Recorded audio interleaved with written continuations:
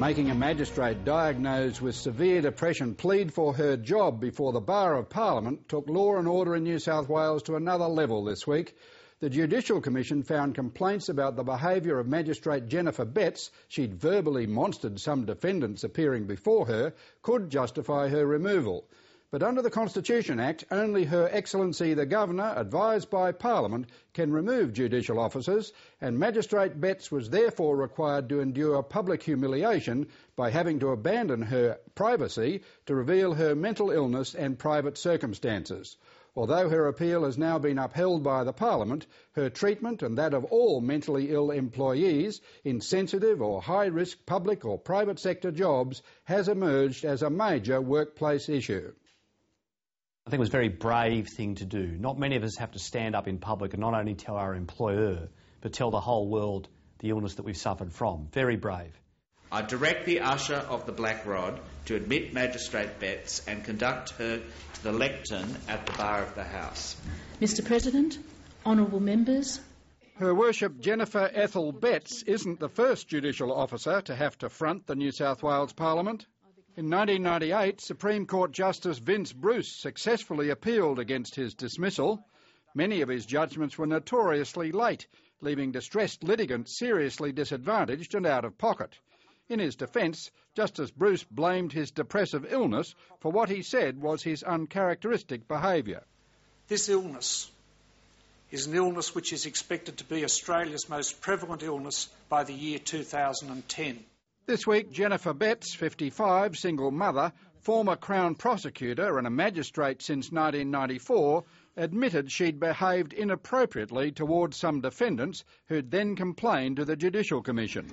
That was in a period of time that I was not taking medication for my depressive illness. I voluntarily recommenced medication in early November 2009, and during the course of the proceedings before the Conduct Division, I received full psychiatric assessment and have been given a complete program of treatment and rehabilitation. I now understand that I am a person who needs to take medication for life, and I undertake to do so. I am a hard-working magistrate who has a reputation for being fair and firm.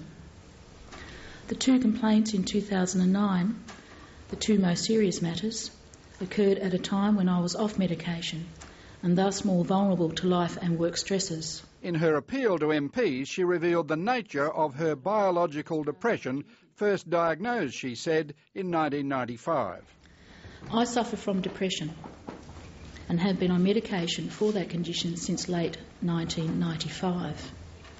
I sought professional assistance at that time to cope with a challenging career, as well as being a single mother of a young child. I accepted at that time that I was not Wonder Woman. My son was aged 14 months when I was sworn in. Biological depression is one of those words we use for clinical depression or that sort of depression that is likely to respond or has responded to appropriate medical therapy. Not all depressions respond to antidepressants. There are many different ways in which people become depressed, but some fundamentally involve medical therapy to get well. And that's really what she was describing.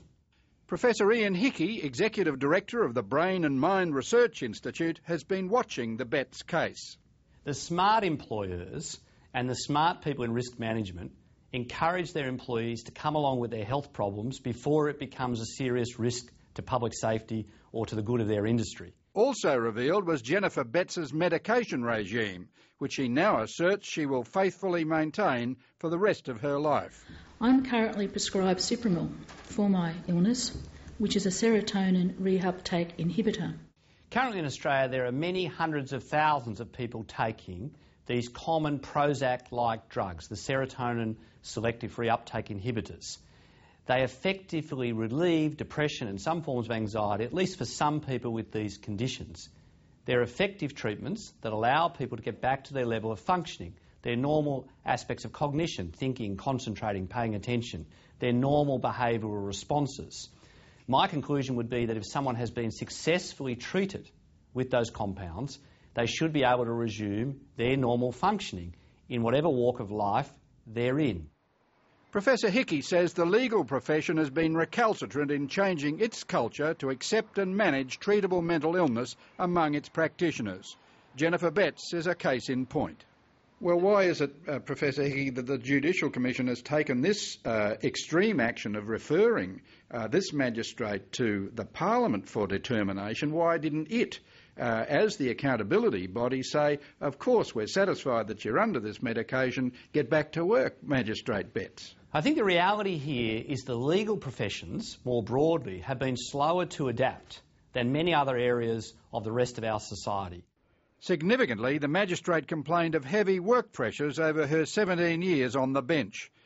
Over the years, in a range of Greater Sydney courthouses, she had encountered abuse from defendants and a death threat, adding to the stresses of her job, on top of her role as a single mother, with her son now about to sit for the HSC. It was with his encouragement that I decided to fight on and address you today. The magistrate's fate has now been determined by state MPs. After her plausible performance, supported by statements by two psychiatrists, Dr Jonathan Phillips and Dr Peter Klug, she can keep her job.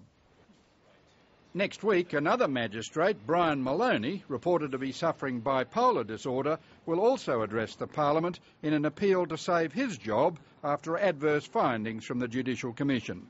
For Professor Hickey, the issue of public safety and risk management, maintaining the functionality of people with treatable mental illness, is the issue. The airline industry had to confront it. According to radar, at 1:50 a.m, the jet plummets, dropping thousands of metres in seconds. In 1998, the airline industry faced a big risk management problem arising from the crash into the Atlantic of Egypt Air Flight 990, killing all 217 souls aboard. There was nothing mechanically wrong. From black box recordings, it emerged that one of the pilots was psychotic. The airline industry is one of the most interesting examples worldwide. 2 decades ago, it became clear that untreated psychiatric illness was a common cause of major airline disaster. Because the pilots didn't have the courage to put their hands up or the willingness to put their hands up. Because pilots knew immediately they said they had a problem, that they would be sacked. They'd never fly again. That resulted in pilots not declaring the problem. In looking at a series of airline crashes worldwide, it became clear that undeclared psychiatric illness was a major risk factor, a cause of many major disasters. Guess what? The worldwide airline industry has said, OK, we have to get pilots as part of their regular health and regular wellbeing checks to attend to mental health problems, encourage them to declare. That may well mean that they don't fly the plane when they're unwell, when they're untreated, so the problem's solved. If the problem's effectively solved, that's okay, just like treating their heart disease or just like treating their other medical problems. If they're well, they can fly. If they're not well, they can't fly. So disclosure increases public safety. Stigma, ignorance, sacking people indiscriminately actually increases public risk.